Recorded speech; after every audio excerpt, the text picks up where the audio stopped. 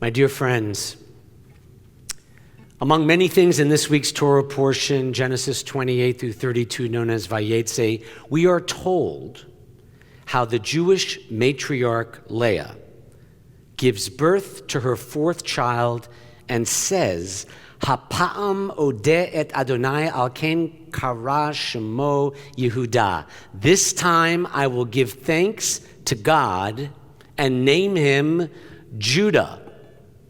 And so Leah calls her son Judah from the word odeh, meaning give thanks.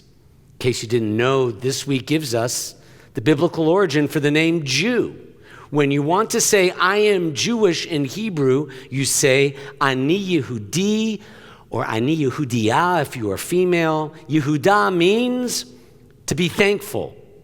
Our people took on the name of Judah because to be a Jew means to be thankful. Yet before Leah gives birth, there's lots of drama with her husband Jacob, who really wanted her sister Rachel as his wife. Jacob meets Rachel at the well. He kisses her. He's smitten by her. 7 years of unfulfilled love and working for her father Laban pass until their wedding day. His longing for Rachel is so enormous that he even says rudely to his father Laban, give me my wife for my 7 years working for you.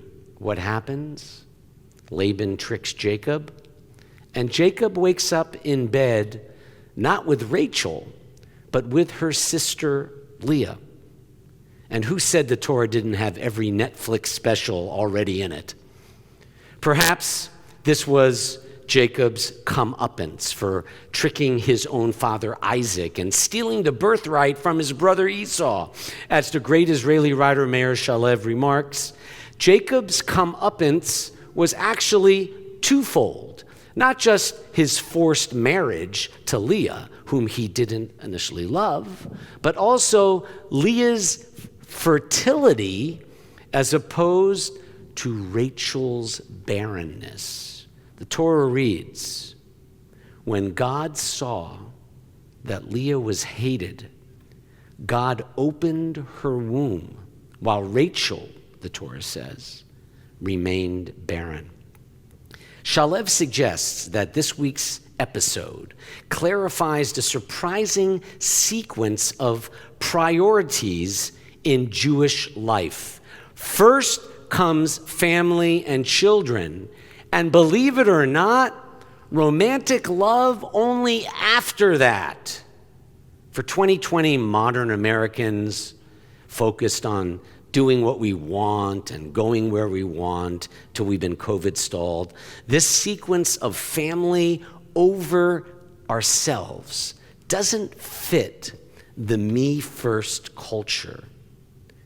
But the Torah's message this week is family first, your own personal pleasure, a distant second.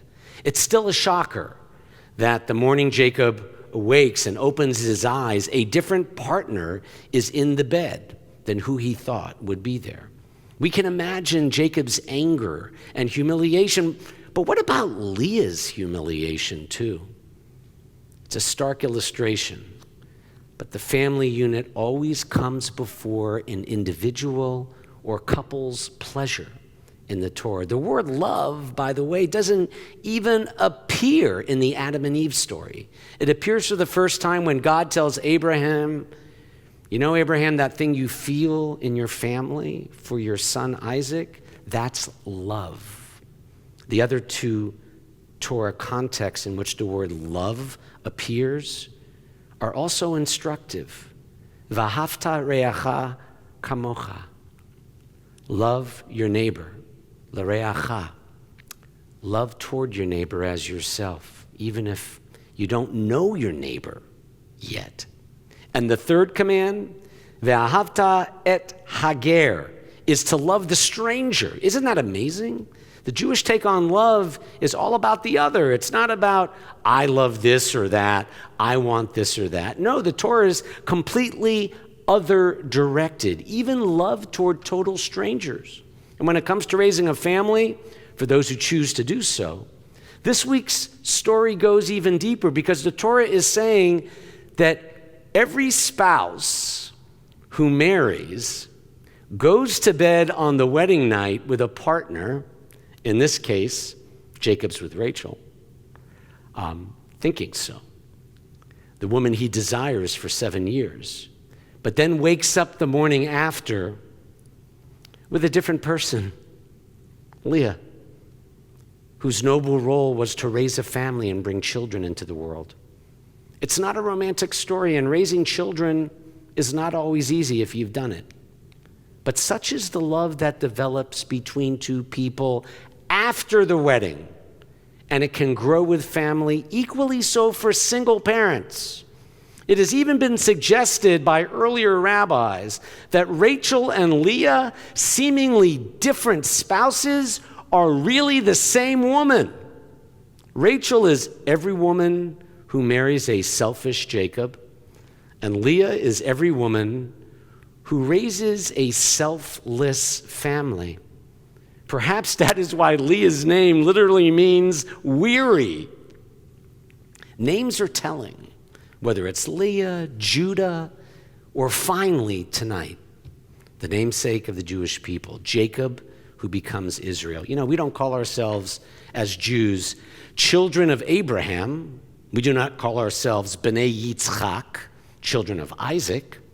We are B'nai Yisrael, children of Jacob Israel, descendants of Jacob. And that's the original name of this congregation, Congregation Children of Israel, Jacob's name. Why? Why are we called that? As my LA colleague, Rabbi Ed Feinstein, notes, if this were the Grammys or Academy Awards, of the three patriarchs, Jacob is the least likely to get the award as the top spiritual ancestor.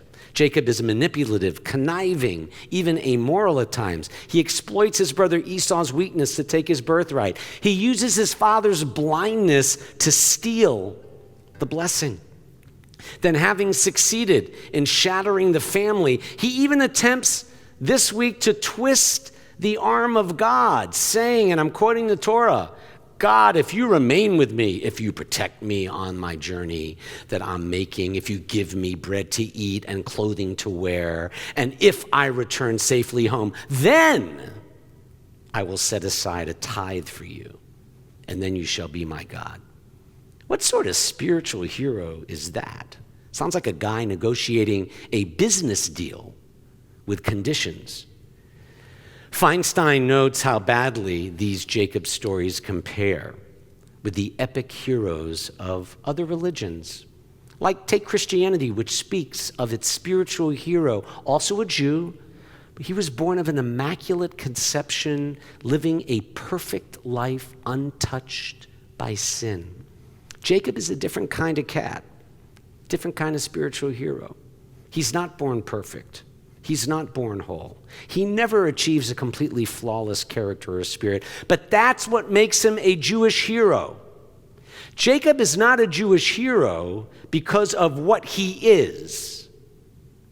He's a Jewish hero because of who and what he is becoming. The Jacob story we continue this Shabbat, my friends, chronicles the growth of a soul and the long-term development of a mensch. He wrestles with the angel in a dream. He wrestles with his conscience. He makes mistakes, big mistakes, yet through his struggles, he learns and he will change eventually for the better. Hopefully, just like you and me. The setting of Jacob's struggle is not going to take place in some perfect world or a world removed like a sci-fi movie. It's going to take place somewhere far more real, where you are in the family home. Spoiler alert, Jacob will still be hunted by his brother, deceived by his uncle, manipulated by his wives, and later in Genesis, he will be devastated by the deadly jealousy of his sons. But as the rabbis teach, each defeat and disappointment will deepen Jacob, Bring him closer to wholeness. Open him to love as his name becomes Israel. The spiritual idea Jacob and Judaism offer the world on this Shabbat is this promise. Any life, any human soul, any person in any period of time, yes, even during COVID, can emerge better, nobler, worthier, purified, and more compassionate. As our prayer book puts it, life is a journey, and victory in life is not found at some championship game along the way. No, victory in life lies in growing age by age, stage by stage. This week we learned through Jacob that every step of life brings its own revelation, whether opening up oneself to an amazing partner and matriarch like Leah, making peace with a relative or friend, as Jacob will do next week, even mourning a devastating loss, as some of you are right now, and rising from that loss to somehow choose life again. Every step of life brings its own revelation, and God is present in each step, each choice, each moment. So after his dream of a stairway to heaven, yes, that's where Led Zeppelin owes copyright. After his dream, Jacob realizes that God is in every place, so much so that he turns his pillow that he's sleeping, it was actually a rock, he turns it into a monument after realizing that God was in the place he least suspected. Remember, God says, I'm with you. I will watch over you wherever you go. I will bring you back to the land. I will not leave you in all your struggles today and tomorrow. God says, remember, I will not let go of you no matter what you're going through. I am not finished with you. Follow this path, and my promise, says God, is that you will grow and you will find meaning, purpose, hope, and direction through it all. Ken Yehi Ratzon, my friends. So it was for Jacob, Israel, and so may it be for you and me and for all B'nai Yaakov. After all, that's what we're called. Children of the dreamer Jacob.